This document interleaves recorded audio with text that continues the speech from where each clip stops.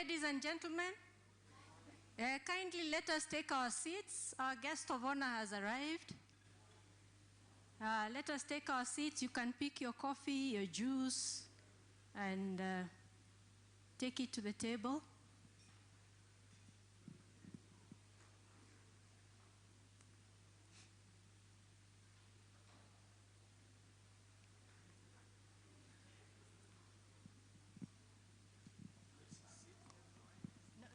Sitting here. We're sitting here. We're sitting here. Yeah. We're starting. Can I bring your for the panel? Okay. That's fine. It is then fine after Yes.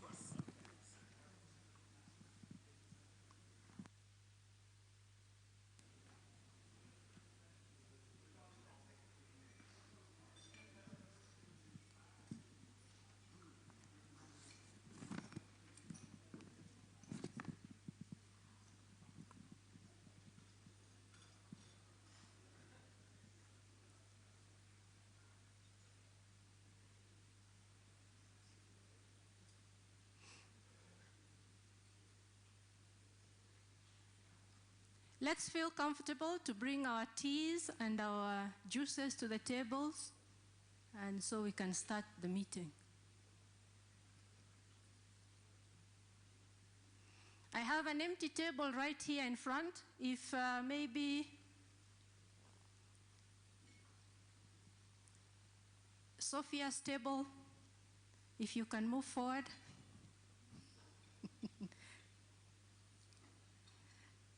Yeah, there's a table here.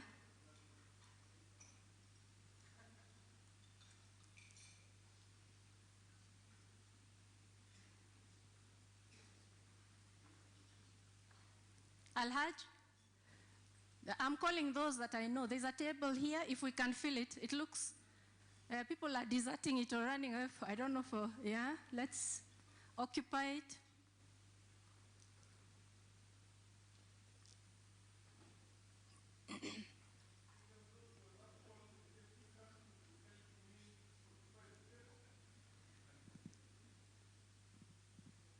Okay.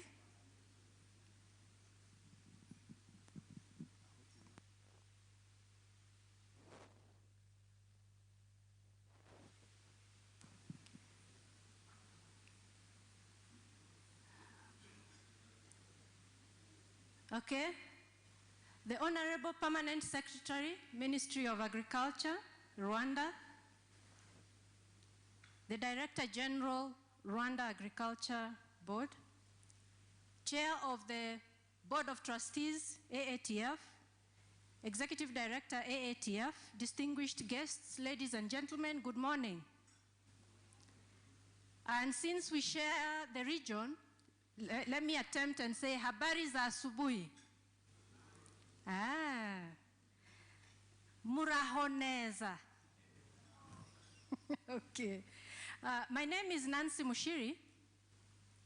I will help guide the program in bits and pieces on behalf of my current employer, the African Agricultural Technology Foundation, AATF. I'm saying current because after today, I'll probably also be employed by RAB under our new partnership. But the moderator of this meeting today is our chair of the Board of Trustees, Dr. Usman Badiane, whom you will hear from in a few minutes. This is a very short meeting, round table, ends at lunchtime, is supposed to be very succinct and clear and short and to the point. And on that note, with your permission, let me kick off the program because our guest of honor has a very short time with us. Let me kick off the program by inviting our moderator today, Dr. Usman Badiane, to kick off the day. Thank you. Thank you, Nancy. Okay, very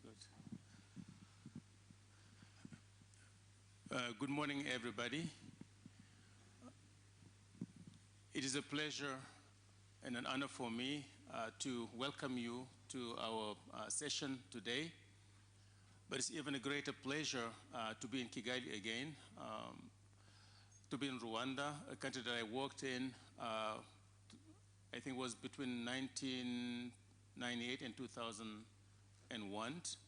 I started World Bank business in Rwanda after the genocide. So it's a country that is very close to my heart. So it's a pleasure being here. It's an honor to have the Permanent Secretary, despite his busy schedule, to be here with us. I'm happy that as AATF and our supporters, our partners and collaborators, we have the opportunity to spend a little bit of time to reflect on our achievements, our opportunities, but also issues that will be probably challenging us in the years to come. We need that as an institution to better focus and orient our work, and we need that as an institution to better deliver for African countries. You know what AATF is trying to do. Technology has always been a driver of human progress since times immemorial, and we would like to make sure that Africa is at the forefront of technology, that we can meet the technological challenges of tomorrow. But we have to start today to work on that. So thank you for everybody who's here. Thank you for everybody who's supporting us. But let me say a very, very heartfelt thank you to RAB for helping facilitate the event here and working diligently and very, very hard with our team. Nancy has mentioned the program of today. We hope we'll have a very lively discussion, and we are certain that we will go back with a lot of lessons and a lot of exciting ideas from the collective experience we have here in the room. So I would like to close my statement here. Our Permanent Secretary, who has been kind enough to come and join us, has a very, very tight schedule, so that he would like you to apologize. He's leaving after his statement because I have another commitment. His intention was to stay with us through the full program, but as you know, things change and government business can't wait. So thank you very much for everybody, and hope you'll enjoy your day with us. Thank you.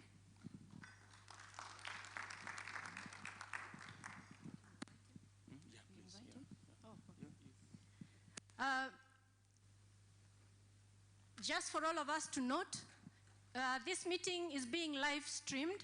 If you would like, you can contribute. We're actually live on Facebook, Twitter. That's the Wi-Fi code.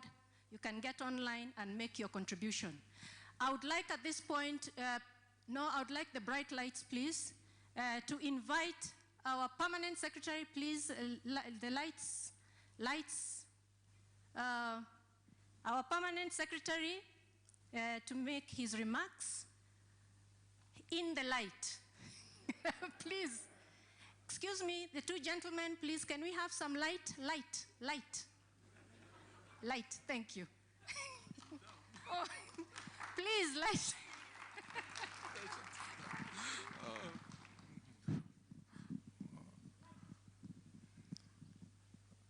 Thank you. Good morning.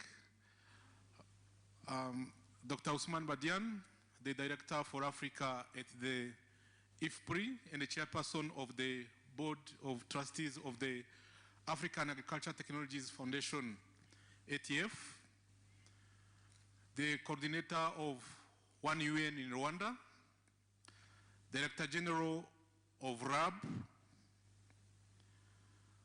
estimated members of the ATF Board of Trustees, the ATF Executive Director, estimated development partners, the leaders of the Private Sector Federation of Rwanda, leaders of high learning institutions here present, distinguished guests, all protocol observed, ladies and gentlemen, it was with a great pleasure that the Ministry of Agriculture and Animal Resources partnered with the Rwanda Agriculture Board and the African Agricultural Technologies Foundation, the ATF, to hold this high-level roundtable meeting in Kigali with a forum of key players in agriculture in Rwanda,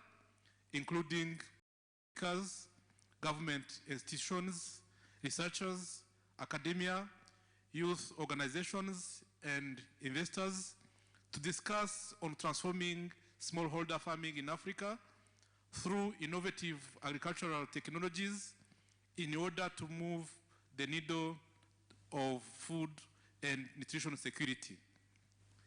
We are thankful for ATF for having also chosen Kigali as the venue of its 2019 meeting of Board of Trustees to more reflect on empowering smallholder farmers in sub-Saharan Africa, as well as improving their livelihood through agricultural transformation. The two ATF's events are today concurring with the 2020 agriculture season here in Rwanda.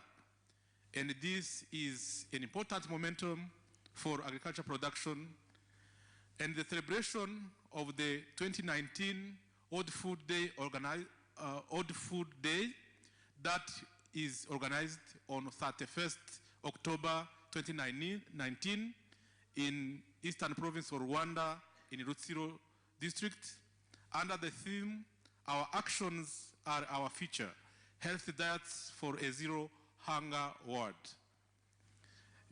Some of you who will be here in Kigali are invited for this important event.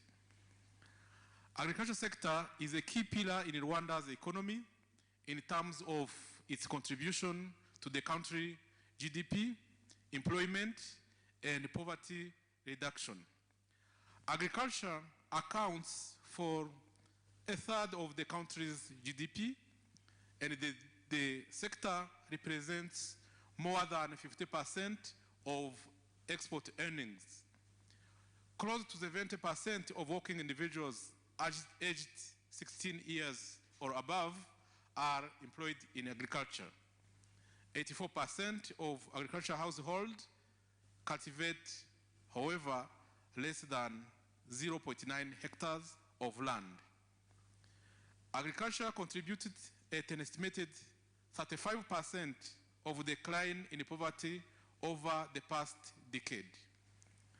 Ladies and gentlemen, Rwanda is scored among the best performing countries in implementing the Comprehensive African Agricultural Development Program, CAADP, and continues to foster its commitment towards attaining a free hunger and food and nutrition secure the continent through establishment of supporting policies and strategies that leverage an agricultural productivity of small-scale and traditional farmers, and which aspire for a capable private-led agriculture sector. The 2018 National Agriculture Policy and the Strategic Plan for Agricultural Transformation, PSTR4, were established to ensure agricultural transformation through 4 key pillars. The pillar number 1 is about innovation and extension, including innovative projects through networks to increase focus on developing and improved varieties of breeds and use of biotechnologies, the flexible extension service models, among others.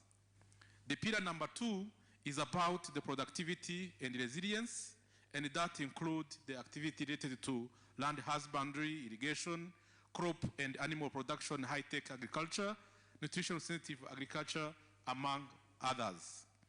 The pillar number 3 is about the inclusive markets and the value addition, and this includes infrastructure for value chain development, the infrastructure for safety and quality assurance, the management of domestic, regional, and international markets, niche markets, among others. And the pillar number 4 is to establish an enabling environment and responsive institutions, including private and public sector. The agriculture growth was witnessed consequent to enactment of these enabling policy tools, and recent statistics have attested that the agriculture sector contributed 28% of the gross domestic product GDP in the second quarter of 2019, with a growth of 5% and a contribution of 1.5% points to the overall GDP growth. Nevertheless, impediments ranging from land scarcity and fragmentation due to population pressure and increased urbanization, yield gaps, climatic change and hazards, low capacity of factors of production, malnutrition, and early childhood stunting continue to negatively impact the social and economic aspects, especially at the smallholder farmers level. Synergies from all stakeholders and development partners at national, regional, and continental levels are more than ever indispensable to boost innovation and adoption of agricultural technologies and ensure sustainable economic growth. Ladies and gentlemen, this high-level roundtable meeting is foreseen to pave the way towards elaboration of concrete actions necessary to drive agricultural production as well as social and economic development of the sub-Saharan African farmers. Specifically, 3 key impact areas are anticipated. First, initiatives that enable smallholder farmers focusing on women and youth to take advantages of appropriate and affordable agricultural technologies. Second, sustainable seed systems that not only convey assurance for quality and productivity increase, but also attract private sector engagement. The third, enhanced finance for agriculture to leverage efforts of the private sector through PPPs and SMEs in research and development, production, value addition, and marketing. I wish you fruitful deliberation, and I hereby declare the high-level roundtable meeting on transforming smallholder farming in Africa through innovative agricultural technologies officially open. Thank you for your kind attention. Thank you, son. Do you have a few minutes?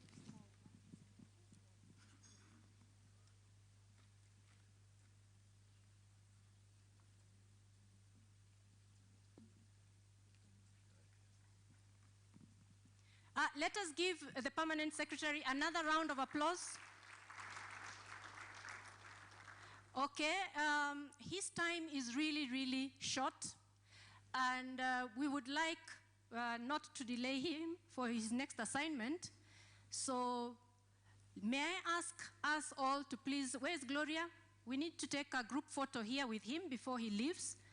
So if we can come here, we'll just make it so that we don't have too much movement. Please, let us move and line up behind here, up here. And I will just stand here for where the PS will sit with the team. And then the rest of us, let's line up behind. Yeah, put in the center, in the middle. Yeah. Thank you, Lama. Thank you.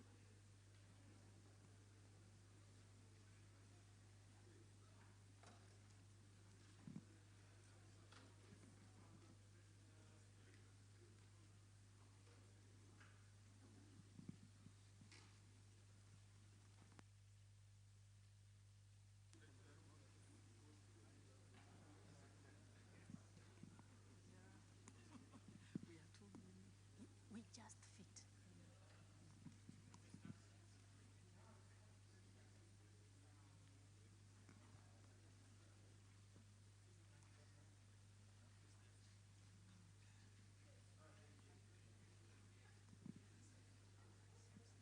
So yeah, photographers.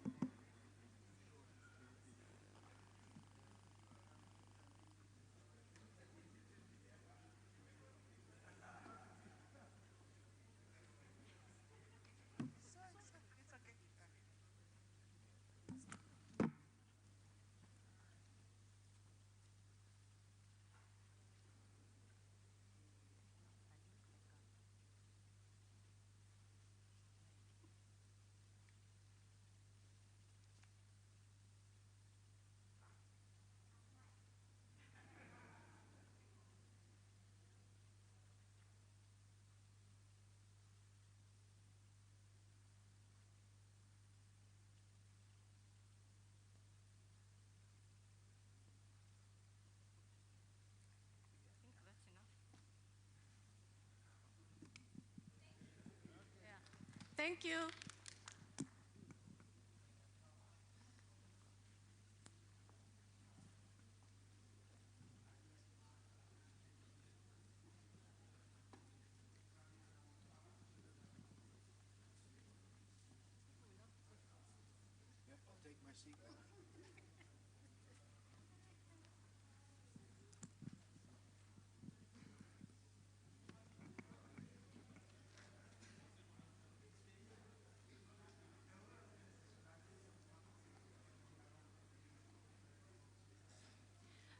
Okay, could we have the lights? Now the lights can be dimmed.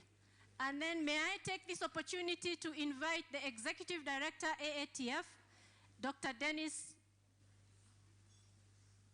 sorry, my mistake. Director General of RAB. Director General of RAB, Dr. Patrick Karangwa, to please make his remarks. I am very sorry, sir, for that slip of the tongue.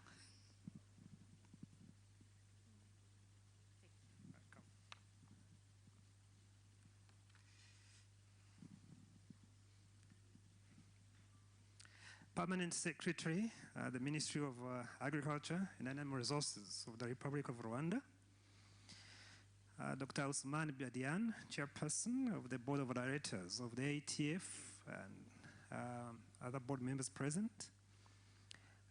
One UN country coordinator, senior government officials present, representatives of development partner organizations, higher learning institutions, non-governmental organizations, and various service partners. Dr. Dennis Ketere, Executive Director of the ATF. Dear scientists, distinguished delegates from various organizations, ladies and gentlemen, it is my great pleasure to take this opportunity to be associated to this event and to thank you all who have responded to the joint invitation of ATF and RAB, and thank ATF for having identified Rwanda as key partner and co-organized this meeting with us. Africa's ambition for agriculture development, which is embedded in Africa's vision of an integrated, prosperous, peaceful continent, driven by its own citizens and representing a dynamic force in the global arena, and as stipulated in the very high-level commitments, including CAADP and Malabo Declaration, it requires transformational growth of the continent's economy, which is anchored on unprecedented advancements in agriculture, science, technology, and innovation. The application of science, technology, and innovation is of paramount importance in the agriculture sector, which currently employs 65% of Africa's labor force and is still largely subsistence-based. To transform agriculture from subsistence to market-oriented in the era of climate change, Africa must deploy technologies aiming at increasing agriculture productivity in a sustainable way, and calls for more partnerships among actors engaged in science, technology, and innovation for African agriculture at national, regional, continental, and international levels. Enabling policies and strategies that aim at transforming agriculture, which is largely subsistence on the continent, has been put in place and longly debated. And what we need now is to focus on implementation while giving research, technology, generation, and application their due consideration. Ladies and gentlemen, Africa was bypassed by the Green Revolution, also called the third generation, the third agricultural revolution, which took place in the 1950s and 1960s in the vast parts of the developing world. The Green Revolution is defined as a set of research, technology, and technology transfer initiatives occurring between 1950 and the late 1960s that increased agriculture production worldwide, particularly in the developing world, beginning most markedly in the late 1960s. The initiatives resulted in the adoption of new technologies, including high-yielding varieties of cereals, especially dwarf wheat and rice, in association with chemical fertilizers and agrochemicals, and controlled water supply, usually involving irrigation, and the new methods of cultivation, including mechanization. All these together were seen as a package of practices to supersede traditional technology and to be adopted as a whole. Africa has great success stories to learn from. Shimon Peres, who served as both Prime Minister and President of Israel, told the authors of the book Startup Nation, in an interview that agriculture is 95% science and 5% hard work. So success stories of transformation through research, technology transfer, and innovation, such as in Israel and East and Asia and other places of the world, should inform Africa's agriculture policies, strategies, and action plans. In particular, countries like Rwanda, with limited arable land and high population density, have a lot to learn from countries like the Netherlands, which is number 2 in the world after the US in terms of export of agriculture products, despite its size, which is comparable to smallest countries in Africa, and with a population density of 416 persons per square kilometer. Rwanda is the most densely populated nation on the mainland Africa, with an average of 470 persons per square kilometer, and agriculture is an extremely important sector, which employs about 70% of the labor force, and contributes a third to the national GDP, generating about 70% of the country's export revenue, increasing irrigation and mechanization, erosion control through bench terraces, and government programs like the One Cow Per Poor Family, the program of subsidy on fertilizers and seeds, the development of high-yielding crop varieties,